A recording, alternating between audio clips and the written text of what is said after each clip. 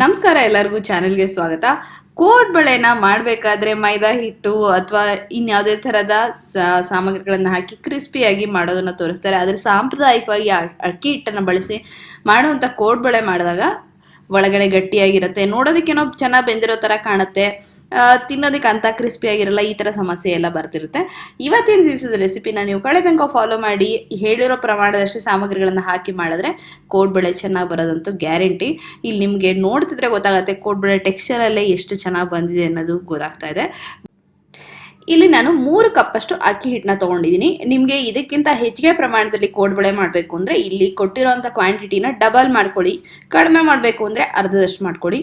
ಈ ಕಪ್ಪನ್ನು ನಾನು ತೊಗೊಂಡಿದ್ದೀನಿ. ಈ ಕಪ್ಪಲ್ಲೇ ಎಲ್ಲ ಪದಾರ್ಥನ ನಾನು ಅಳತೆ ಮಾಡ್ತಾ ಹೋಗ್ತೀನಿ. ಈ ಕಪ್ನಲ್ಲಿ ನಾನು 3 ಕಪ್ಪಷ್ಟು ಅಕ್ಕಿ ಹಿಟ್ಟನ್ನ ತೊಗೊಂಡಿದ್ದೀನಿ. ಇದು ಅಂಗಡಿಲಿ ಸಾಮಾನ್ಯವಾಗಿ ಸಿಗುತ್ತಲ್ಲ ಆ ಅಕ್ಕಿ ಹಿಟ್ಟು. ಇಲ್ಲಿ ನಾನು ಎಲ್ಲ ಪದಾರ್ಥಗಳನ್ನು ಈ ಕಪ್ನಲ್ಲೇ ಮೆಜರ್ ಮಾಡಿ ಹಾಕ್ತಾ ಇರೋದು, ಅಳತೆ ಮಾಡಿ. ನೀವು ಕೂಡ ನಿಮ್ಮ ಮನೇಲಿ ಯಾವ ಕಪ್ಪನ್ನು ತೊಗೊಂಡ್ರು ತೊಂದರೆ ಇಲ್ಲ. ಈಗ ಇದೇ ಕಪ್ನಲ್ಲಿ ಸುಮಾರು ನಾನೊಂದು 3/4 ಕಪ್ಪಷ್ಟು ಮೈದಾ ಹಿಟ್ಟನ್ನ ತೊಗೊಂಡಿದ್ದೀನಿ. ಈ ಮೈದಾ ಹಿಟ್ಟನ್ನ ನಾನು ಸ್ವಲ್ಪ ಹುರ್ಕೊಳ್ತೀನಿ, ಅಂದರೆ ಬೆಚ್ಚಗೆ ಮಾಡ್ಕೊಳ್ತೀನಿ. ಅದಕ್ಕೆ ಇದನ್ನು ಪ್ಯಾನ್ನಲ್ಲಿ ಹಾಕ್ತಾ ಇದ್ದೀನಿ.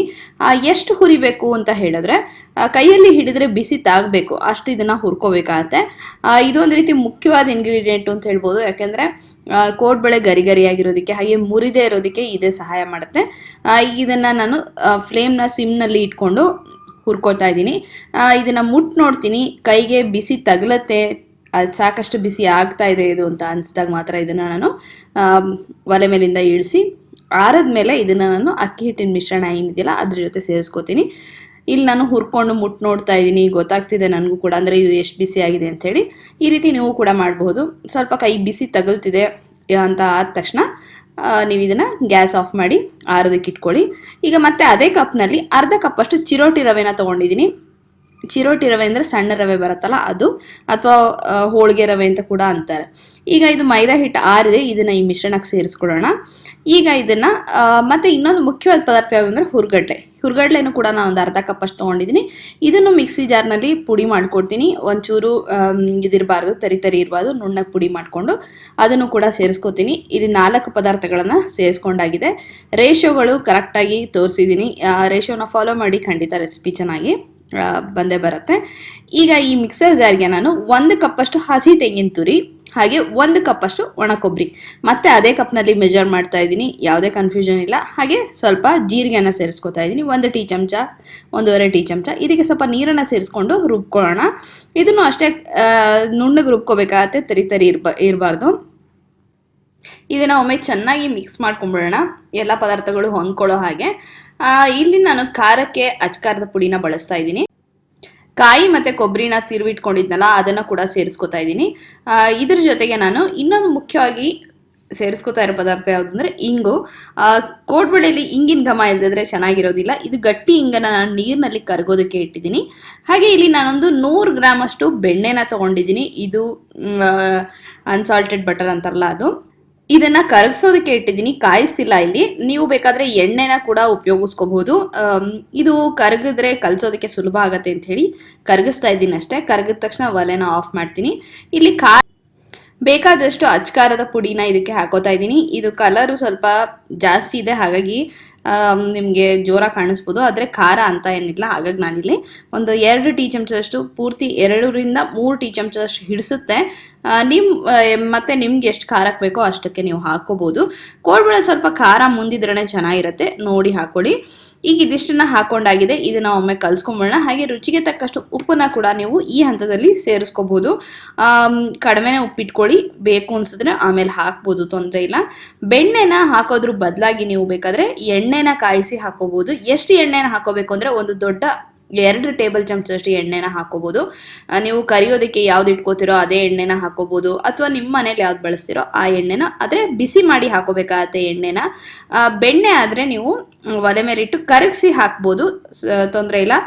ಬೆಣ್ಣೆ ಏನಾದ್ರು ರೂಮ್ ಟೆಂಪ್ರೇಚರಲ್ಲಿ ಇದ್ದು ಗಟ್ಟಿ ಇಲ್ಲ ಅಂತಂದರೆ ಹಾಗೆ ಕೂಡ ಹಾಕೋಬೋದು. ಇಲ್ಲಿ ಇಂಗನ್ನು ನಾನು ಇದಕ್ಕೆ ಸೇರಿಸ್ಕೊತಾ ಇದ್ದೀನಿ. ಪುಡಿ ಇರೋಂಥ ಪೌಡರ್ ಹಿಂಗಿರುತ್ತಲ್ಲ ಅದಿದ್ದರೆ ಸೀದಾ ನೀವು ಹಿಟ್ಟಿಗೆ ಸೇರಿಸ್ಕೋಬೋದು, ಈ ಥರ ಕರಗಿಸೋ ಅವಶ್ಯಕತೆ ಇಲ್ಲ. ನಾನು ಇಲ್ಲಿ ಮೊದಲೇ ಹೇಳಿದಾಗೆ ಗಟ್ಟಿ ಹಿಂಗಾಗಿರೋದ್ರಿಂದ ನಾನು ಇಲ್ಲಿ ಕರಗಿಸ್ಕೊತಾ ಇದ್ದೀನಿ. ಬೆಣ್ಣೆನ ಹಾಕಿ ಮಾಡೋದ್ರಿಂದ ಅದ್ರ ರುಚಿ ಬೇರೆ ಥರನೇ ಇರುತ್ತೆ ಅಂತ ಹೇಳ್ಬೋದು. ಈ ಥರ ಒಮ್ಮೆ ಖಂಡಿತ ನೀವು ಟ್ರೈ ಮಾಡಿ ನೋಡಿ.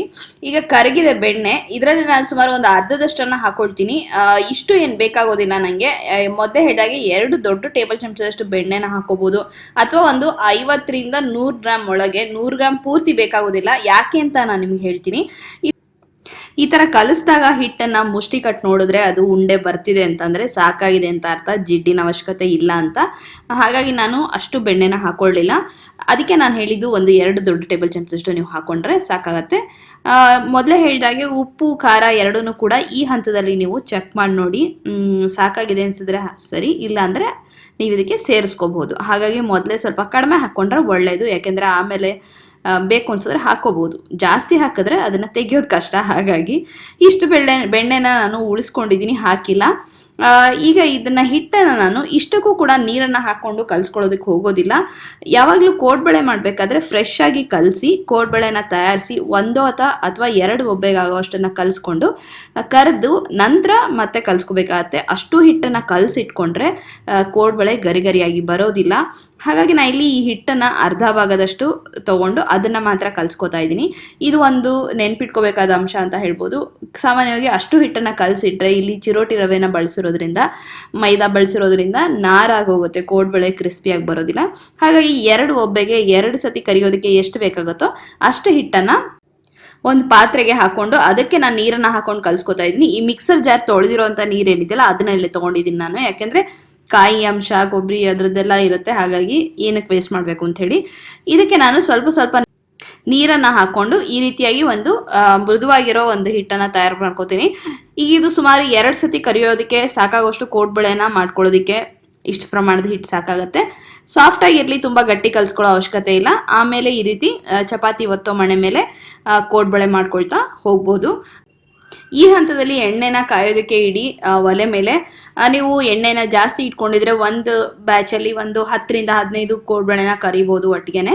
ಇಲ್ಲ ಕಡಿಮೆ ಇಟ್ಕೊಂಡಿದ್ರೆ ಅಂದರೆ ಎಣ್ಣೆ ಎಷ್ಟು ಇಟ್ಕೊಂಡಿರೋ ಅದಕ್ಕೆ ತಕ್ಕಷ್ಟು ಕೋಡ್ಬಳೆನ ಹಾಕೋಬೇಕಾಗತ್ತೆ. ಇಲ್ಲಿ ನಾನು ಈ ರೀತಿ ಕೋಡ್ಬಳೆನ ಮಾಡಿರ್ತಾ ಒಂದು ತಟ್ಟೆನಲ್ಲಿ ಜೋಡಿಸ್ಕೊಳ್ತಾ ಹೋಗ್ತೀನಿ.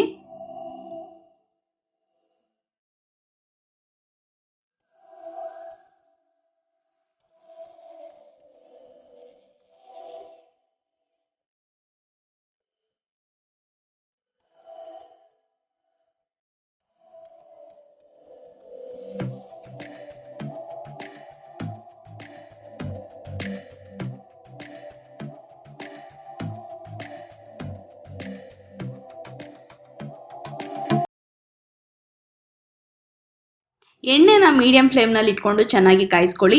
ಈಗ ನಾನು ಕೋಡ್ಬಳೆನ ಹಾಕೋತಾ ಇದ್ದೀನಿ. ಹಾಕಿದ ತಕ್ಷಣ ಇದನ್ನು ಕೈಯಾಡ್ಸಕ್ಕೆ ಹೋಗಬೇಡಿ, ಮುರಿದೋಗೋ ಸಾಧ್ಯತೆ ಇರುತ್ತೆ. ಒಂದು 3ರಿಂದ 4 ನಿಮಿಷ ಆದಮೇಲೆ ಕೋಡ್ಬಳೆ ಗಟ್ಟಿ ಆಗುತ್ತೆ. ನಂತರ ನೀವು ಇದನ್ನು ಮಗ್ಚಾಕಿ ಬೇಯಿಸ್ಬೇಕಾಗತ್ತೆ. ಒಲೆ ಉರಿನ ಯಾವುದೇ ಕಾರಣಕ್ಕೂ ಜಾಸ್ತಿ ಮಾಡಬೇಡಿ.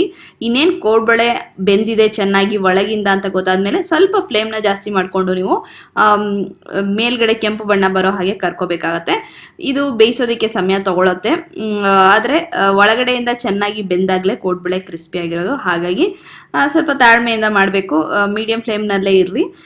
ಇನ್ನೇನು ಆಗಿದೆ, ತೆಗಿಯೋ ಹಂತಕ್ಕೆ ಬರ್ತಿದೆ ಅಂತ ಗೊತ್ತಾಗತ್ತೆ ನಿಮಗೆ ಕ್ರಿಸ್ಪಿ ಆಗಿರೋದು. ಆಗ ಸ್ವಲ್ಪ ಉರಿನ ಜಾಸ್ತಿ ಮಾಡಿಕೊಂಡ್ರೆ ಒಂದು ಒಳ್ಳೆ ಬಣ್ಣ ಕೂಡ ಬರುತ್ತೆ. ನಂತರ ನೀವು ಇದನ್ನು ತೆಗೆದ್ರೆ ಕೋಡ್ಬಳೆ ತಯಾರಾಗುತ್ತೆ. ಈ ರೀತಿ ಎಲ್ಲ ಮಾಡಿಟ್ಕೊಂಡ್ರೋ ಕೋಡ್ಬಳೆನ ನೀವು ಕರೆದ್ರೆ ಅಲ್ಲಿಗೆ ರೆಸಿಪಿ ರೆಡಿ ಆದಂಗೆ. ಕೋಡ್ಬಳೆನ ನೋಡಿದ್ರೆ ಗೊತ್ತಾಗುತ್ತೆ ಇದ್ರ ಟೆಕ್ಸ್ಚರು, ಬಣ್ಣ ಎಲ್ಲ ಕರೆಕ್ಟಾಗಿ ಬಂದಿದೆ. ಸ್ವಲ್ಪ ಜಾಸ್ತಿ ಕೆಂಪಗೆ ಮಾಡ್ಕೋಬೋದು, ಅಥವಾ ಇಲ್ಲ ಸ್ವಲ್ಪ ಕಡಿಮೆ ಇರಬೇಕು ಅನಿಸಿದ್ರೆ ಹಾಗೂ ಮಾಡ್ಕೋಬೋದು. ಆಯ್ಕೆ ನಿಮಗೆ ಬಿಟ್ಟಿದ್ದು. ಈ ರೆಸಿಪಿ ಇಷ್ಟ ಆಗಿದೆ ಅಂತ ಅನ್ಕೋತೀನಿ. ಸಾಂಪ್ರದಾಯಿಕ ತಿನಿಸು ನೀವು ಕೂಡ ಒಮ್ಮೆ ಮಾಡಿ ನೋಡಿ. ವಿಡಿಯೋ ಇಷ್ಟ ಆದರೆ ಲೈಕ್ ಮಾಡಿ, ಶೇರ್ ಮಾಡಿ. ಚಾನೆಲ್ಗೆ ಹೊಸಬರಾಗಿದ್ದರೆ ಸಬ್ಸ್ಕ್ರೈಬ್ ಮಾಡ್ಕೊಳ್ಳಿ. ಮತ್ತೆ ಮುಂದಿನ ವಿಡಿಯೋದಲ್ಲಿ ಭೇಟಿಯಾಗೋಣ. ಧನ್ಯವಾದಗಳು.